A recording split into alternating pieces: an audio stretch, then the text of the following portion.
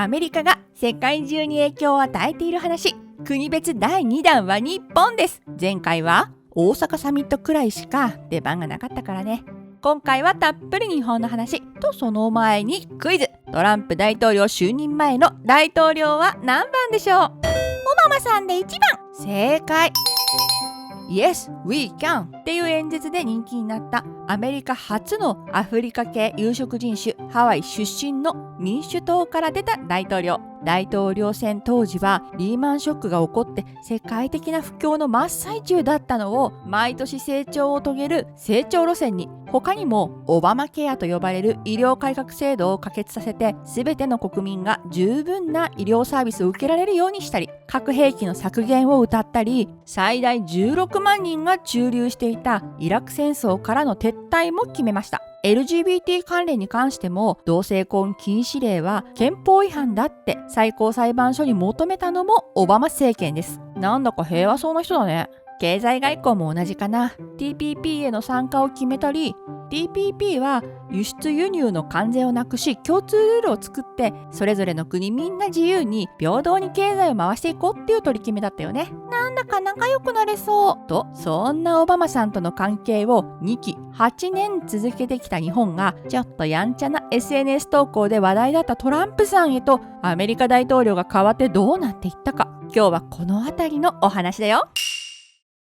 トランプ大統領の前任、オバマさんの大統領就任期間は2009年から2017年の8年間。その時の日本はというと、長年にわたって経済不況が続いていたの。戦後一時期を除いて与党の地位を長く占めていた自民党から民主党に政権交代したものの、2011年は東日本大震災があって、そのことでさらに経済的なダメージを受け、翌年の2012年再び自民党が与党となります。確かコロナの翌年にトランプさんも大統領選で負けたんだよね。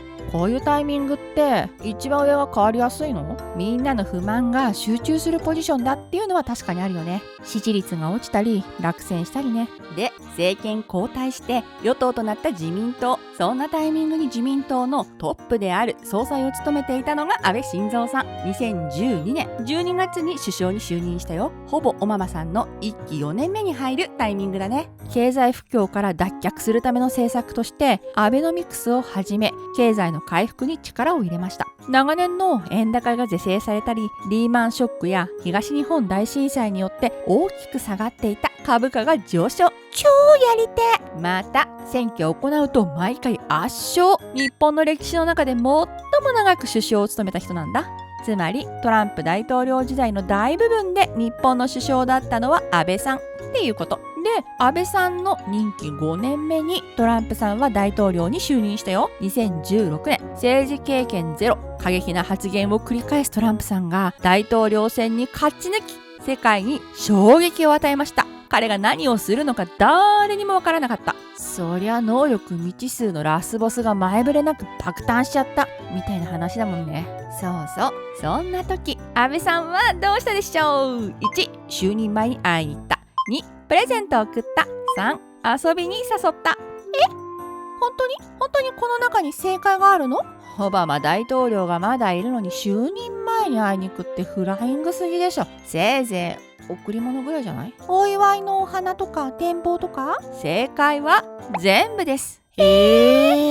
会談は当選が確実になった11月8日のたった9日後、会場は例のニューヨークトランプタワー。もちろん事前にオバマ大統領には連絡済みよ。とはいえ日米外交筋によると、なし、ほぼぶっつけ本番。外国の首脳と実際に対面して会談するのは安倍首相が初めてだったって。想像してみて。新しい学校に転校する。周りは知らない人だらけ。前の学校では自分がリーダー格で中心人物、ちやほやされてたけど、今度はどうなるだろう。新しい学校はどうやら前の学校ではやらなかったいろんなことをしなきゃいけないみたいだ。みんなが自分に注目してる。失敗は許されないぞ。登校拒否になりそう。朝ごはんは無理。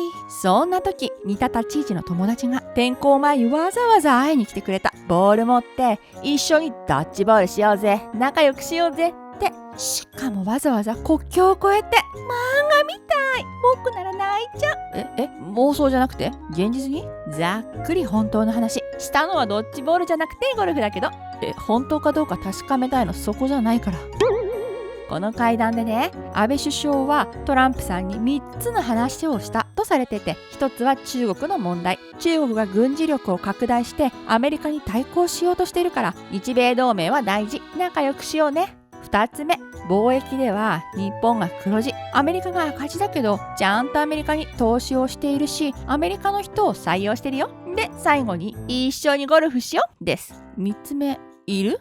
ゴルフについては日米関係での逸話があってね、安倍さんの母方のおじいちゃん岸信介さんも総理大臣だったんだけど、その岸首相がアメリカを訪ねた時、当時のアメリカ大統領アイゼンハワーからゴルフに誘われたって話があるの。戦後12年経ってのことです。今度やろうねって言ってそのまま実現されないタイプのお誘いじゃなくて、ハリー君はなんでそんな大人の事情に詳しいの？やると決めたら即実行よ。そのままいきなりゴルフ場にゴー。アイゼンハワー大統領はね、大統領になると嫌なやつともテーブルを囲まねばならないが、ゴルフは好きなやつとしかできないってゴルフのプレー後、記者団に笑顔で語ったそうよ。食べ物以上ってこと？ゴルフにそんな魅力が知らなかった。しかもトランプ大統領は本当にゴルフが大好き。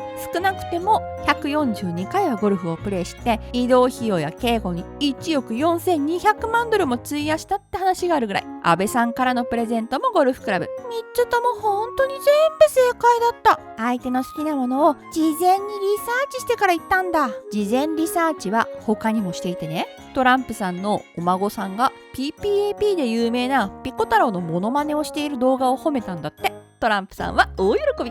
僕のおじいちゃんも僕と妹のこと大好きで甘々だからなんとなく想像つくよ。人たらしだったんだね。その後ね、2017年アメリカで行われた日米首脳会談の後には大統領専用機でトランプさん個人所有の別荘近くで2泊してゴルフ。その後お互いの国を行き来して合計5回電話で会談でもね、ゴルフの話ばっかり1時間以上していて、ちっとも政治の話をしないから安倍さんが慌てて話を元に戻したなんて逸話もあったんだって。あまりにトランプ大統領と安倍首相がゴルフをするものだから、中国の習近平国家主席に何回ゴルフしたのって質問されたくらい。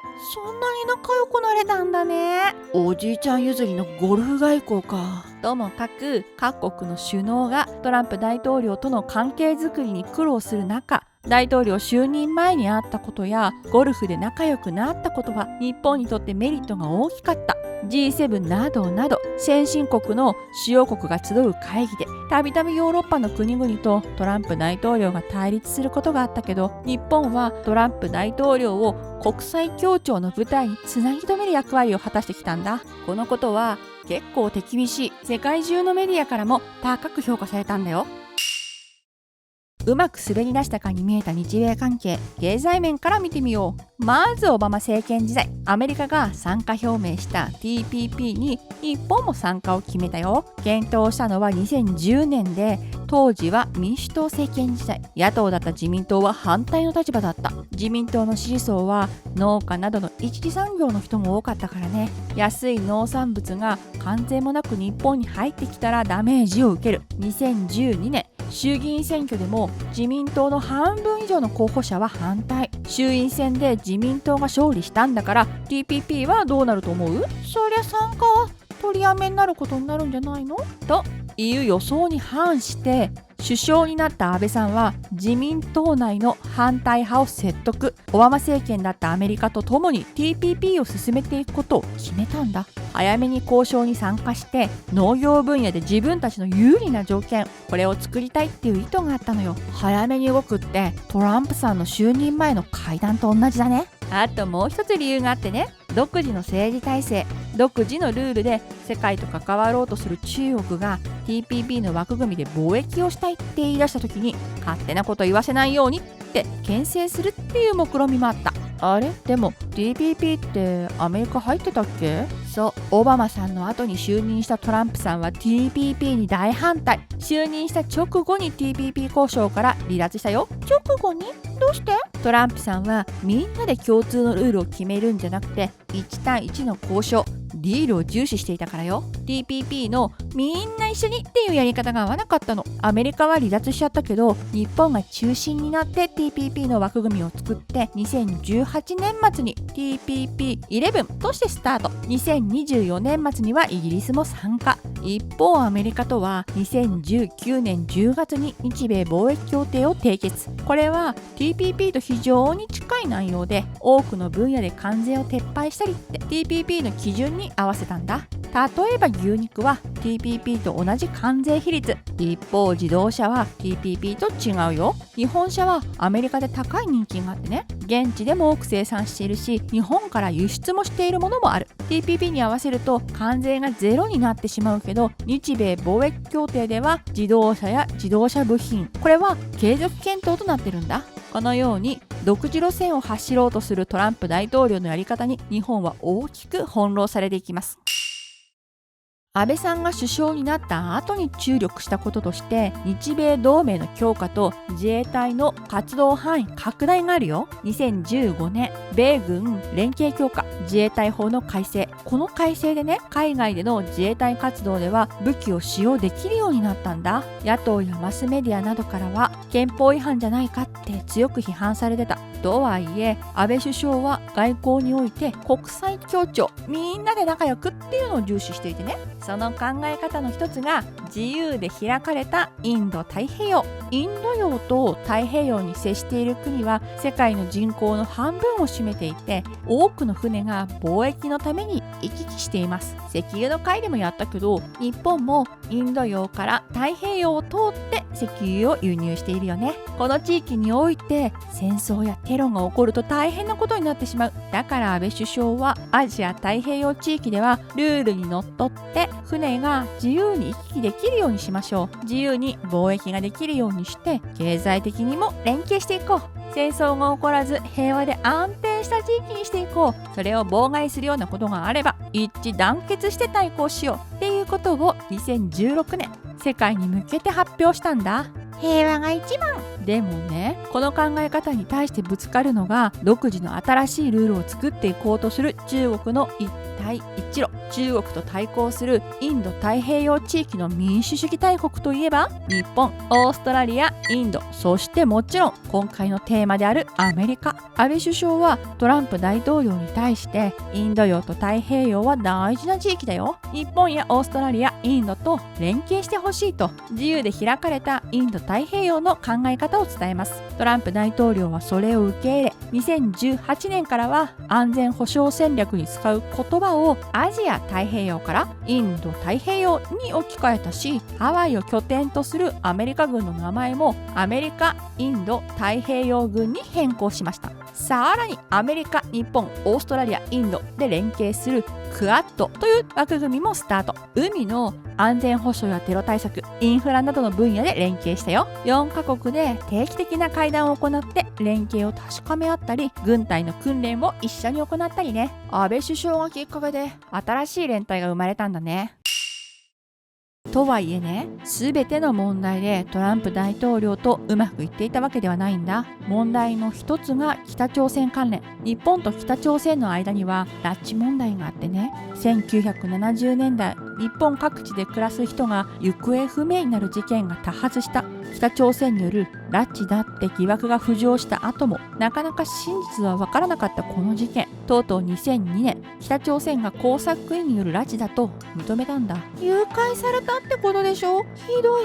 被害者の家族は何十年もこの問題を訴えてきて、ようやく北朝鮮も認めて、一部の人は日本に帰国することができたものの、多くの方がまだ帰国できていないんだ。その中には当時13歳、中学1年生だった方もいる。北朝鮮側はすでに亡くなったって言っているけど、遺骨は別人のものだったっていう DNA 鑑定結果もあって、確かなことは何も分かっていない。日本側としてはね、未解決である以上、北朝鮮との国交を認めることはできない。全員帰国してこの問題が解決するまで北朝鮮に対して圧力をかけ続けるって貿易や送金などをストップしているんだ。そりゃそうだよ。拉致被害だけじゃない、軍事的な問題もある。ミサイルだけじゃなく核兵器を開発してるっていう話や巨大な軍隊を持っているってことから東アジアの脅威になってるんだ。実際北朝鮮は数十回ミサイルを実験と言って飛ばしているよ。日本列島の上を通過させたこともある。僕たちの頭の上を飛んだってこと？そんなことは許せないよね。でもなかなか問題は解決していない。アジアだけじゃなく太平洋を越えたアメリカにとっても脅威なんだ。ミサイルはアメリカを射程圏内にしていて核兵器をアメリカに撃ち込むことができるって。オバマ大統領は北朝鮮は簡単ではないってあまり表立った動きをしていなかったけれど、トランプ大統領は2018年にその解決に前のめり。ここでもアクセル全開だね。安倍首相は拉致問題が解決してない状態で北朝鮮とアメリカが勝手に国交正常化するようなことになるのは大反対だけど、トランプ大統領は1対1での交渉ディールをここで持ち込みました。個別交渉大好きなんだもんね。安倍首相は交渉するのは仕方ないけど拉致問題が解決しないと日本は北朝鮮と仲良くしないし経済支援もしないからねって伝えます。合わせて拉致被害者の家族とトランプ大統領の面会の場を設けてこのことを強く伝えました。トランプ大統領と北朝鮮の首脳会談は3回実施されますが、北朝鮮の核ミサイル問題についても経済問題についても拉致問題についても表立った結果は何も得られませんでした。トランプ大統領のディールは失敗してしまいます。トランプ大統領は日本と良好な関係を作ってたっていうことは分かったけど、今年はどうなるんだろう。みんな知っている通り安倍さんは2022年に銃撃事件で亡くなってしまいました。今首相の石破さんは去年首相になったばかり。選挙で毎回圧勝していた安倍さんの時と違って少数与党で政権として不安定な状態。今年2月に石破首相はトランプ大統領と面会してうまくいったと評価されました。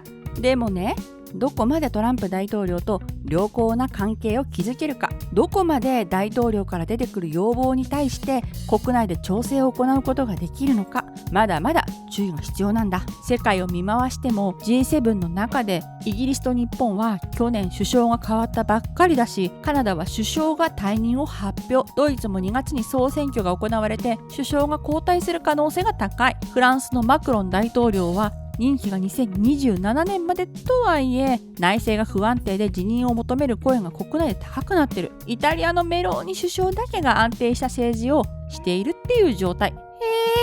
じゃあ今回みんなで一緒に仲良くなろうよ路線にトランプさんをつなぎ止められそうな人って誰？いるかいないかどうなるだろうね。普段からニュースをチェックしておこうね。ニュースを見る楽しみが増えたね。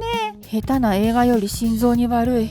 次回がトランプ大統領編の最終回。アメリカが国境を接する国カナダとメキシコを取り上げます。でもここに日本も大きく関係していくよ。次回もお楽しみに。